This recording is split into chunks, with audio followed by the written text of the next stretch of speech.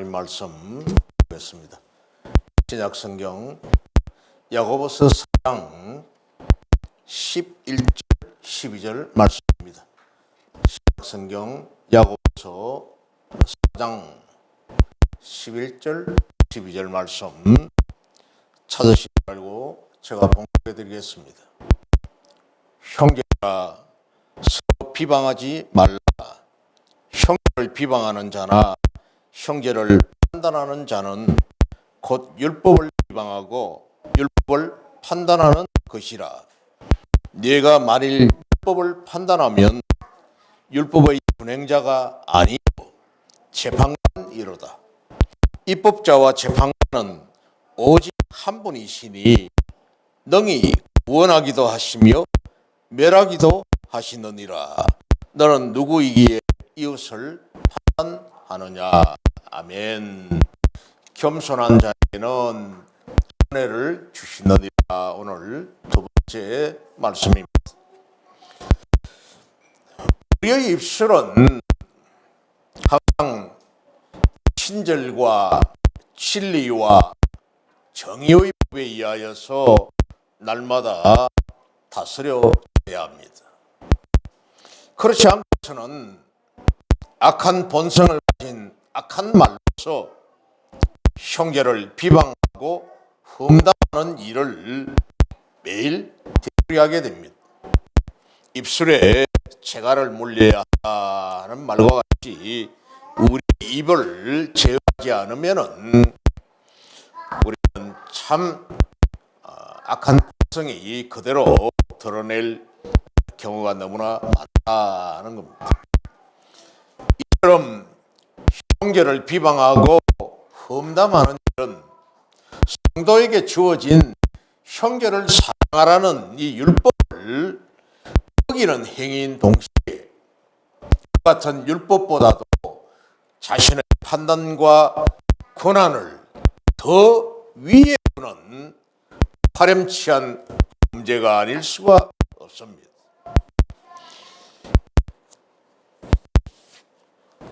요한복음 13장 34절 보면은 예수님께서 새 계명을 너희에게 주노니 서로 사랑하라.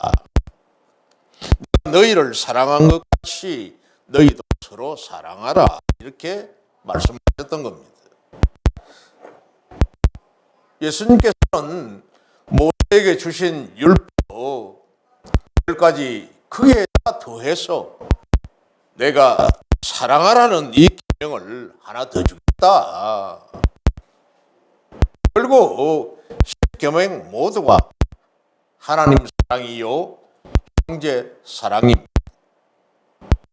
진정 인간을 만드시고 그에게서 거룩한 법을 제정하신 하나님만이 이 땅에서 절대 권한자이시며 오직 하나님만이 인간의 행동을 친히 판단하시고 또 정죄하실 수가 있습니다. 당연히 그분의 피조물에 불과한 인간이 인간을 판단하는 일은 바로 하나님의 절대 권한을 뛰어넘는 패역한 행위가 아닐 수가 없습니다.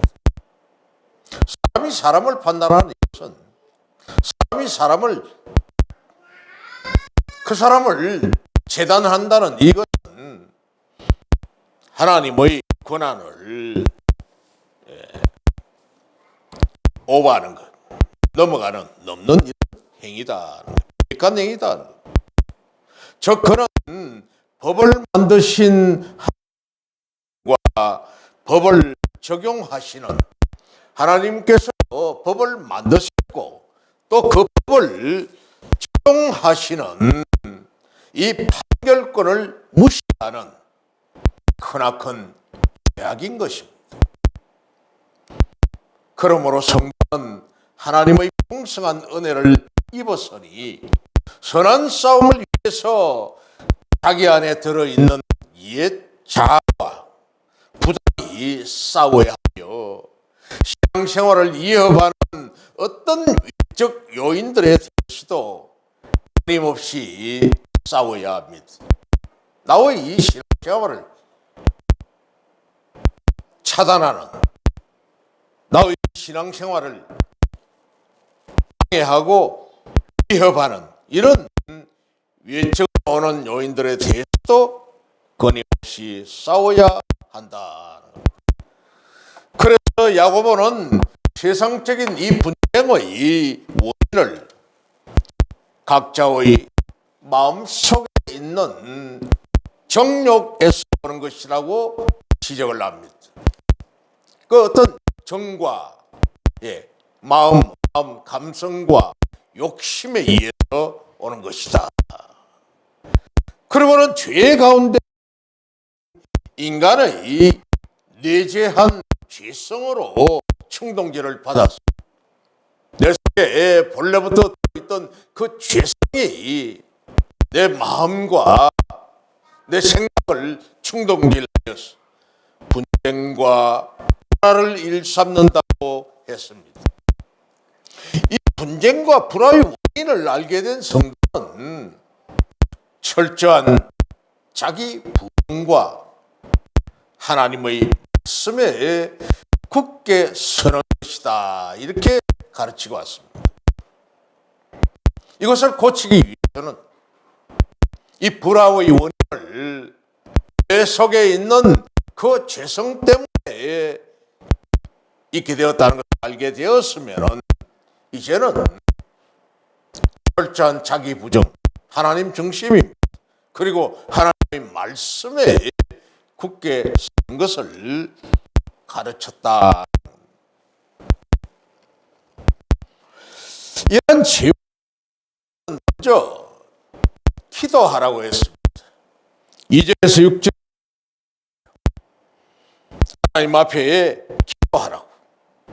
6절을 보면은 더욱 큰 은혜를 일렀을 때 하나님이 겸손하시고 겸손한 자, 겸손하게 하나님 앞에 기도하는 자에게는 은혜를 주신다 하였으니, 우리의 이 죄악된 본성은 정욕에 의해서 지배가 되는데 이 정과 욕심은 쾌락입니다.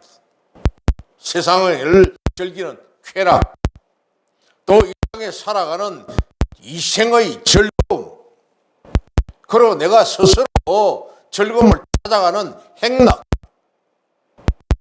먹고 노세 젊은 노세 하는 이런 노래가 있듯이 그 행락에 대한 바로 정욕이라는 겁니다. 누가복음 8장 14절에 있는 말씀이 바로 그 말씀이죠. 실을 뿌리되 가시떨기에 떨어졌다는 것은 말씀을 들은 자이나, 말씀을 들었습니다.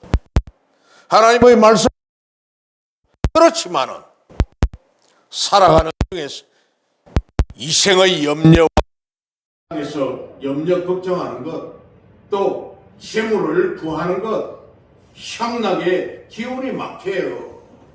염려와 재물과 향락에 기운이 막혀 온전히 결실하지 못하는 자요. 가시떨기에 떨어진 씨앗과 같다는 겁니다. 야고보는 죄악의 종로로 하지 않기 위해서는 옛 자아를 죽이고 또 옛 본성을 떠나서 하나님께 끊임없이 구하라고 말하는 겁니다. 우리의 마음을 하나님께 합당하게 기도함으로 변화시키라 하는 겁니다. 그리고 또 이 성도는 자기 자신을 변화시키기 위해서는, 분쟁과 불화를 떠나기 위해서는 7절에서 8절에 있는 말씀과 같이 회개하라. 회개하라. 8절을 봅니다. 하나님을 가까이 하라. 그리하면 너희를 가까이 하시리라. 죄인들아 손을 깨끗이 하라. 회개하라. 두 마음을 품은 자들아 마음을 성결하게 하라. 예수 그리스도 안에서 새 사람이 되어 하나님께 헌신할 목적으로 강구를 한다면은 구하는 자의 풍성함이 됩니다. 하나님께 헌신할 목적으로 하나님께 바치기 위하여 그렇게 새 사람이 되었다면은 또 간구하여 기도하여 구한다면은 하나님의 풍성함이 그에게 주어진다는 겁니다.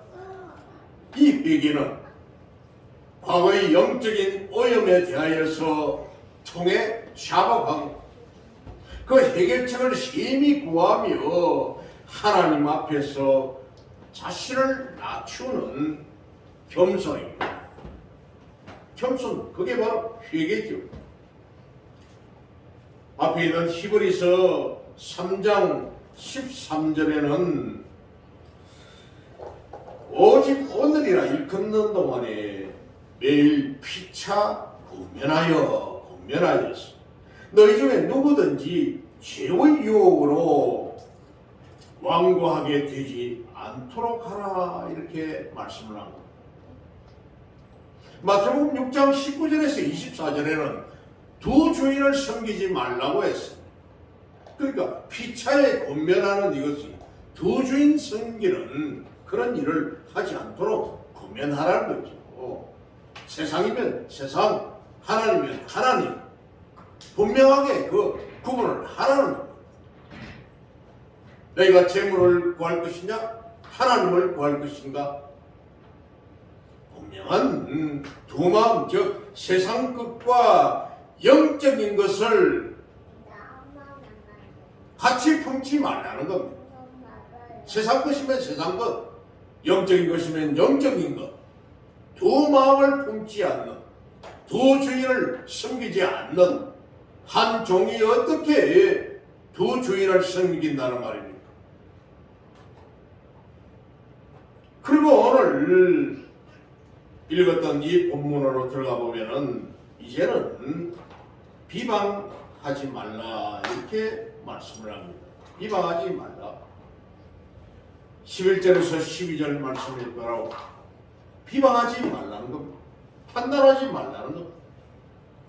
정욕에 이끌리는 인간의 본성적인 특징 중에 하나가 비방입니다. 이는 자기를 높이고 남을 낮추는 교만에서 비롯된 겁니다. 비방한다는 것은 내가 낸데 하고 자신을 높이고 상대방을 낮추는 교만에서 온다는 거죠. 그 근원은 바로 정욕입니다. 비방하는 자의 그 근원은 바로 정욕입니다. 정과 욕심이에요. 그 세상의 분쟁도 비방에서 비하가 되는 경우가 많이 있습니다. 그 싸움 때문에 세계적인 전쟁이 일어나고 유럽에서 말싸움 때문에 백년 전쟁이 일어난다든지 하는 이런 전쟁, 1차 세계대전, 2차 세계대전 이런 것들도 보면은 말 때문에 나라를 수천만 명이 목숨을 잃는 이런 거대한 전쟁을 일으키는 이런 경우가 많이 있다는 겁니다. 당시 교회 안에서는 형제를 비방하고 또 질투하는 일이 들어 일어났었는데, 물론 비방을 하는 자들은 왜 비방을 하는지를 그럴듯하게 그 근거를 제시하기도 합니다. 왜 비방할 수밖에 없었는가? 비판할 수밖에 없었는가? 그러나 비방한다는 것은 바로 판단하는 것으로 상대를 보다 낮게 판단하고, 그러니까 상대방을 내보다 밑에 있다고 그렇게 판단을 하고 멸시하는 것으로서 여기에는 자기를 높이려는 욕심인 정욕이 들어있다. 상대를 낮추고 자신을 드러내려고 하는 정욕 때문에 이렇게 한다. 그러므로 남을 비방하는 일은 사람의 법을 범한 것일 뿐 아니라 육신의 정욕을 드러낸 것입니다. 남 비방한다는 것입니다. 더 나아가서 오직 판단할 수 있는 한 분 하나님의 권한을 사용했다는 겁니다. 그 판단과 비방하는 이거 권한, 하나님이 하실 권한을 사람이 했다는 거죠. 사실 오직 한 분 하나님만이 입법을 할 수 있고 법을 만들 수가 있고 또 최종 재판자로서 판단할 수가 있습니다. 하나님은 시내산에서 모세에게 율법을 주셨고 주님은 새 계명인 사랑의 계명을 내가 새 계명을 너희에게 주노니, 아까 우리가 나누었던 요한복음 13장 34절에 있는 것, 서로 사랑하라 하는 주님께서는 이 새 계명을 내가 주셨다 했습니다. 따라서 하나님만이 심판자가 되시고 인간을 구원할 수도 있는데, 그런데 누구입니까? 누가 하나님의 권한을 월권하여서 사람을 판단합니까? 설령 하나님께서 그 권한을 나눠 주셨다 할지라도 인간의 제한적인 지식으로는 상대방에 대해서 잘 알 수도 없을 뿐만 아니라 판단은 더더욱 할 수가 없습니다. 그 사람이 아니기 때문에 인간의 상대방의 그 속속들이 어떤 이유로 무슨 어떤 어려움이, 무슨 고민이, 무슨 힘든 일이 있어서, 무슨 질병이 있어서 그렇게 하는지를 그 사람 속을 알 수가 없는데도 불구하고 섣불리 쉽게 그 사람에 대해서 판단해버린다는 겁니다. 그런데도 비방하는 것은 정욕에 이끌려 범죄하는 것입니다. 아멘. 그런데도 불구하고 비방하고 판단하는 것은 정욕에 이끌려서 죄를 짓는 것이다. 더 나아가서 비방이 평화를 깨고 분쟁의 원인이 된다는 점을 고려할 때에 새 사람을 입은 성도가 가져야 할 성품은 아닌 것입니다. 우리 성도들은 새 사람을 입었는데, 주 예수 그리스도로 새 사람을 입었는데도 여전히 옛 사람처럼 상대를 비방하고 판단한다면은 새 사람을 입은 성도가 가진 성품은 아니다. 그럼에도 불구하고 인간의 비방하고 싶어하는 마음, 정욕 때문에 다른 사람을 비방하는 경우도 없지 않습니다. 막 때때로 우리 둘이만 알자, 우리 둘이만 얘기하자 하면서 막 판단하는 그런 경우도 없잖아요. 있죠. 남말은 새가 듣고 암말은 치가 들으며, 그런 속담이 있고, 우리의 모든 하는 이런 말은 하나님께서, 내 안에 계시는 성령 하나님께서 다 보시고 들으시고 아시는데 그런 것들도 조심해야 될 필요가 있습니다. 그러므로 성도는 비방하지 않기 위해서 강한 절제로, 강한 절제라고 했습니다. 언제나 조심해야 합니다. 내 입술에, 내 입에 파수꾼을 세워야 한다는 겁니다. 정말 강한 절제로서 참아서 나의 입술을 조심해야 한다는 거죠. 하나님께서는 반드시 이 악행에 대해서 갚으실 것이기 때문입니다. 하나님께서는 갚으신다. 막 나의 생각이 이렇다고 막 툭툭툭툭 막 그냥 비방하고 막 그냥 욕하고 판단 비판하는 이거 정말로 강한 절제로 조심해야. 왜냐? 마태복음 7장 2절에는 너희의 비판하는 그 비판으로 너희가 비판을 받을 것이다 했습니다. 너희의 그 비판으로 말미암아 너희가 바로 네가 비판을 받을 것이다. 또한 성도는 다른 사람이 형제를 비방할 때에 그 귀를 기울이지 말아야 한다. 동조하지 말아야 한다.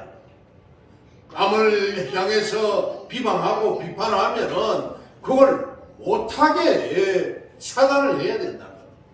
같이 입맞춰서 같이 비방하고 같이 동조하는 그런 일을 하지 말아라. 그것이 바로 죄이기 때문에. 왜냐하면 비방을 듣는 귀도 혀와 똑같이 범죄할 수 있기 때문이다 하는 겁니다. 중국 고사에 백이숙제라는 그런 아주 훌륭한 사람이 있지 않습니까? 이 백이숙제라고 하는 이분은 중국 어느 나라의 제후 고죽군이라는 이 제후의 두 아들입니다. 그 제후의 아들이니까 왕자나 마찬가지예요. 형제입니다. 벽이는 형이고 숙제는 동생인데 그 나라에 어느 나라 이 나라를 왕을 치겠다는 그 왕에게 하지 말라고 전쟁을 일으키지 말라고 반대의 의견을 냈다가 쫓겨납니다. 결국 쫓겨나서 수양산이라는 산에 들어가 가지고 고사리와 나물, 채소 이런 걸 뜯어먹다가 결국 굶어 죽은 사람입니다.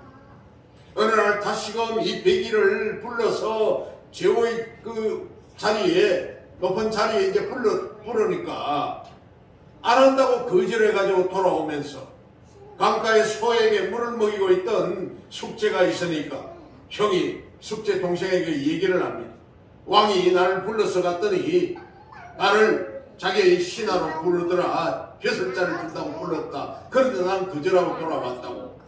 그래 하니까 이 숙제가 그 말을 듣고는 자기 귀를 들은 자기 귀를 그 강물에다가 씻을 뿐만 아니라 그 소리를 같이 들었다는 소의 귀까지도 물로 씻더라고 하는 이런 고사가 있습니다.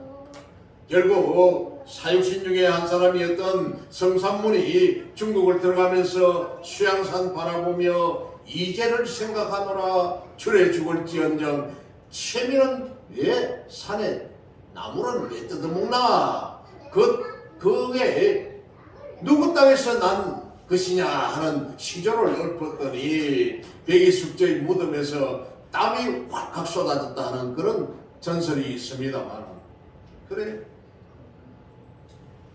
들었던 귀가 들어오면은 귀도 씻고 말하는 혀가 들어오면은 입도 씻으라는 거예요. 똑같이 귀와 혀가 범죄할 수가 있으니.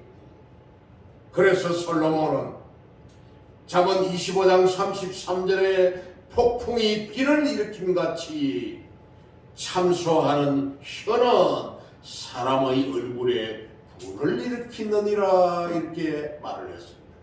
참소하는 그 혀가 바로 사람의 마음에 불을 일으킨다. 폭풍이 일어나면 비가 따라온 것처럼 참소하는 자와 맞장구 치는 일은 불을 내기 쉽다는 것으로서 성도는 평화의 사도로서 세상에 평화를 심기 위해 분쟁을 멀리하고 바로 앞에 있는 3장 18절 말씀과 같이 3장 18절에 화평하게 하는 자들은 화평으로 심어 의의 열매를 거두느니라. 화평하게 하라는 겁니다. 화평하게 하여서 아름다운 의의 열매를 거두어라. 분쟁을 멀리하고 오직 그리스도 안에서 형제를 사랑하되 비방하지 말아야 합니다. 특히 성도의 영혼의 부모와 같은 이런 교회의 교역자들, 목사에서부터 시작해가지고 전도사까지 이 교역자들을 비판하고 비방해서는 절대 안 됩니다. 왜냐하면은 그 교역자들은 하나님의 기름 부음 받은 바 된 그런 자들인데 이들을 비방하고 비판하고 판단하는 일을 한다면 하나님께서 그 자를 속히 보응하신다는 겁니다. 참 정말 놀라운 일입니다. 얼마나 우리 가정에는 서정미 집사람이나 저나 그런 경험을 얼마나 많이 했는지요. 참 그런 경험을 많이 했습니다. 하물며 하나님께서 그런 자들을 데리고 가시기까지 하더라고요. 만약 성도가 분쟁을 일삼는다면은 곧 평화를 전하는 자가 아니요 스스로 구원받은 자로서 평화를 누리지 못하는 것입니다. 아멘. 그렇죠.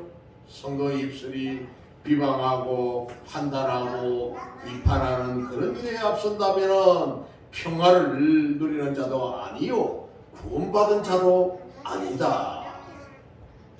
사랑하는 성도 여러분, 세상은 야고보가 지적하는 것처럼 불화와 분쟁이 여전한 부조리 그 자체입니다. 세상은 그렇습니다. 오늘도 이 시간에도 수많은 사람들이 죄를 지어 나놓고는 얼굴에 철판을 깔고 아니옵시다 거짓말. 그렇다고 해서 우리 성도들도 그런 부조리에 편승해도 된다는 것은 결코 아니라 오히려 그러한 부조리를 보고도 못 본 채 침묵을 한다거나 자신의 힘으로는 어쩔 수 없다는 식의 패배주의적인 태도는 성도에게 어울리지 않습니다. 죄를 보고도 눈을 감고 못 본 채 하는 그것은 그게 바로 죄라고 했으니까요. 죄에 대해서 정말 그 죄를 알게 해줘야 된다. 깨닫게 해줘야 된다. 하나님의 구원 은총으로 내적 평화를 소유한 성도는 부조리하고 분란이 많은 세상에 평화를 적극적으로 심어야 합니다. 할렐루야. 즉 스스로 분쟁의 원인이 되지 않는 것은 물론이고 분쟁이 있는 곳에 화해를 심는 평화의 사도가 되어야 합니다. 아멘.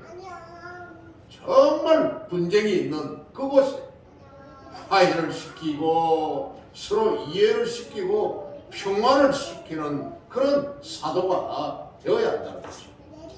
그러기 위해서 성도는 강한 자제력, 이 또한 성령의 역사로 이루어집니다. 이 강한 자제력이라고 하는 것은 강한 성령의 역사로 이루어진다는 거죠. 성령의 역사는 갈라디아서 5장 22절에서 23절에 있는 말씀과 같이 오직 성령의 열매는 사랑과 희락과 화평과 오래 참음과 자비와 양선과 충성과 온유와 절제니, 절제가 가장 나중에 나오죠. 참고 견디는 것, 이 같은 것을 금지할 법이 없느니라, 이렇게 말씀을 했습니다. 이 강한 자제력은 성령의 9가지 성령의 그 열매에 속하는 부분이다 하는 겁니다. 이것으로서 옛 사람의 정욕을 제거하고 하나님 앞에서 온전히 기도해야 합니다. 그리고 이 분쟁의 시해가 될 만한 비방이라든지 또 시기, 질투 이런 것들을 버려야 합니다. 분쟁의 씨를 뿌리지 말아야 되고, 그리고는 또 내 속에 들어있는 시기 질투를 버려야 한다. 정말 중요한 말씀이에요. 이게 분정의 씨를 조금이라도 만들지 말아요. 내 속에서 올라오는 상대방을 시기하고 질투하고 항상 패배주의에 젖어 있는 어떤 열등의식이라든지 이런 것들을 깨끗이 제거해야 된다.